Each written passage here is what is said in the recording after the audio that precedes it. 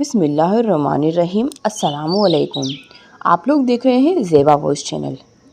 تو ویڈیو شروع کرنے سے پہلے ایک کنسیپٹ کلیئر کر دوں کہ جب یہ فتح مکہ ہوئی تو بہت سارے لوگوں کے من میں یہ سوال آتا ہے کہ اتنا بڑا لشکر مدینے سے روانہ ہوا تو کیا مکہ میں قریش کو اس بات کا پتہ نہیں چلا؟ جبکہ قریش طاقتور تھا، قریش کے پاس دھن تھا، قریش کے پاس جاسوس تھے، تو وہ کیسے اپنا لشکر لے کر نہیں آئے اور نبی سیدھے اپنا لشکر لے کر مکہ میں داخل ہو گئے؟ تو سنیں، جیسے ہی قریش کی صلح حدیبیہ کے رولز کو توڑنے کی خبر ہمارے نبی صلی اللہ علیہ وسلم کے پاس آتی ہے تو اس کے 3 دن پہلے ہی ہمارے نبی حضرت عائشہ رضی اللہ تعالیٰ عنہ سے کہہ دیتے ہیں کہ میرا سامان باندھ دیا جائے اور کسی کو پتہ نہ چلے، اور کوئی پوچھے تو کہہ دینا کہ معلوم نہیں ہے۔ تو ہمارے رسول اللہ نے اپنے حکمت عملی سے کام لیا۔ ہمارے نبی یہ نہیں چاہتے تھے کہ قریش کو خبر لگے کسی بھی حال میں۔ تو پہلا کام تو ہمارے نبی نے حضرت عائشہ کو کہا کہ سامان پیک کیا جائے، اور دوسرا کام یہ کیا کہ مدینہ سے چلنے سے پہلے اللہ تعالیٰ سے گڑ گڑا کر یہ دعا فرمائی کہ جاسوسوں اور خبری لوگوں کو قریش تک پہنچنے سے روک، تاکہ ہم ان کے علاقے میں ایک دم سے جا پہنچیں۔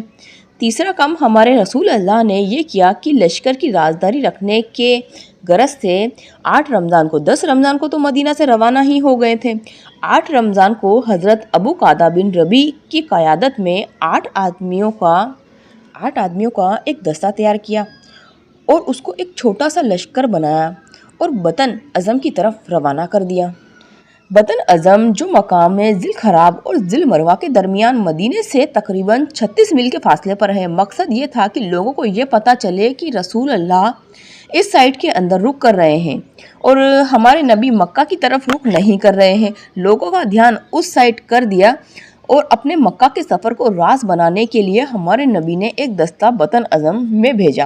بعد میں جب اس دستے کو پتہ چلا کہ ہمارے نبی مکہ کی طرف روانہ ہو گئے ہیں تو وہ دستہ بھی نبی کے لشکر میں آ کر شامل ہو گیا۔ چوتھا کام رسول اللہ نے یہ کیا کہ ادھر مدینے میں حطیب بن ابی بلتہ نے قریش کو خط لکھا، جو حطیب بن ابی بلتہ مدینے کا ہی تھا اور ہمارے نبی کے دستے میں شامل تھا۔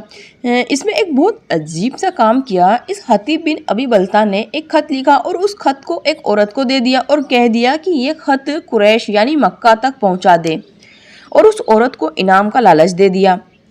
وہ عورت اس خط کو لے کر قریش کے پاس جانے والی تھی اور قریش کو یہ بتانے والی تھی کہ مدینہ سے رسول اللہ کا لشکر آ رہا ہے تو تم بھی تیار ہو جاؤ۔ تو جیسے ہی وہ عورت روانہ ہوئی تو ہمارے نبی کو وحی کے ذریعے حضرت جبرائیل علیہ السلام نے یہ خبر دے دی تھی۔ اس عورت نے اس خط کو اپنی چوٹی میں ایسے چھپا لیا تھا کہ کسی کو پتہ نہ چلے۔ تلاشی لینے کے بعد بھی خط نہ ملے تو ہمارے نبی کو تو پتہ چل چکا تھا وحی کے ذریعے۔ تب رسول اللہ نے حضرت علی کو، حضرت مقداد کو، حضرت زبیر کو اور حضرت ابو سند انوی کو یہ کہہ کر بھیجا کہ جاؤ اور روضہ ساق پہنچو اور وہاں ایک عورت ملے گی، اور اس عورت کے لیے لفظ آیا ہے ہودج۔ تو ایک ہودج نشی عورت ملے گی جس کے پاس قریش کے نام ایک خط ہوگا۔ تو یہ حضرات گھوڑے پر روانہ ہوئے اور تیزی سے روانہ ہوئے اور انہیں وہ عورت مل گئی، اور جب اس عورت سے پوچھا گیا کہ کیا تمہارے پاس کوئی خط ہے تو اس عورت نے جواب دیا میرے پاس کوئی خط نہیں ہے۔ پھر عورت کے قضاوہ کی تلاشی لی گئی لیکن کوئی خط نہیں ملا۔ تب حضرت علی نے کہا کہ میں خدا کی قسم کھا کر کہتا ہوں کہ نہ تو رسول اللہ نے جھوٹ کہا ہے اور نہ ہم جھوٹ کہہ رہے ہیں۔ پھر جب اس عورت کے ساتھ سختی دکھائی گئی تو پھر وہ بولی اچھا منہ پھیرو۔ تو اس عورت نے ایک چوٹی کھولی اور اس میں سے خط نکالا اور خط نکال کر دے دیا۔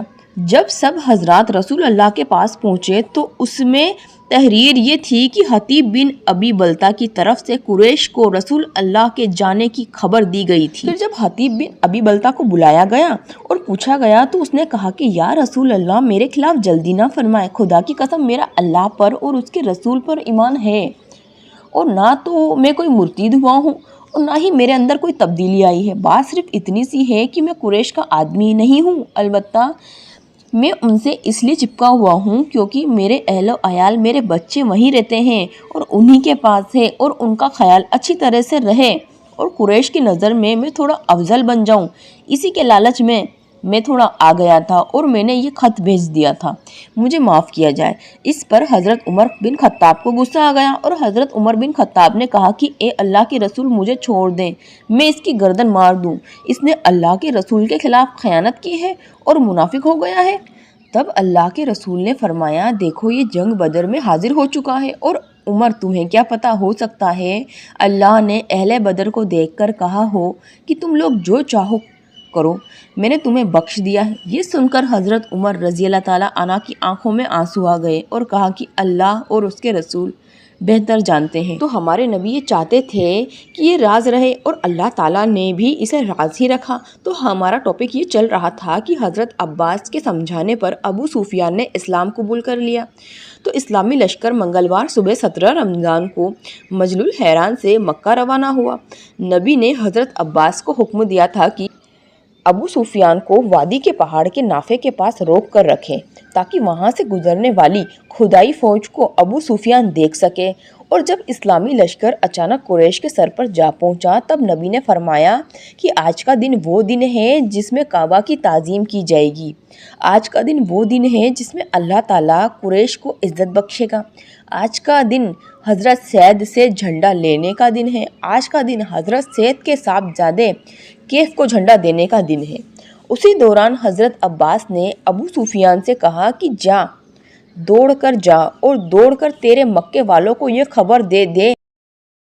और वह खबर देने के लिए फ़ौरन मक्का पहुंचा। और अबू सुफियान ने मक्का पहुंचकर बुलंद आवाज़ में कुरैश के लोगों को पुकारा और कहा कि ए मक्का वालों, ये मोहम्मद है और बहुत बड़ा लश्कर लेकर आया है, लड़ने की हम में ताब नहीं। अबू सुफियान ने कहा कि जो अबू सुफियान के घर में दाखिल हो जाए वो ईमान पर माने जाएंगे, उनकी गर्दन नहीं मारी जाएगी। जो अपने अपने घरों के दरवाजे अंदर से बंद कर लें और जो अपने अपने घरों में पैक हो जाए उनको भी ईमान पर माना जाएगा, उन्हें भी माफ़ कर दिया जाएगा। और जो मस्जिद हरम में दाखिल हो जाएं वो भी ईमान पर माने जाएंगे, उन्हें भी माफ़ कर दिया जाएगा।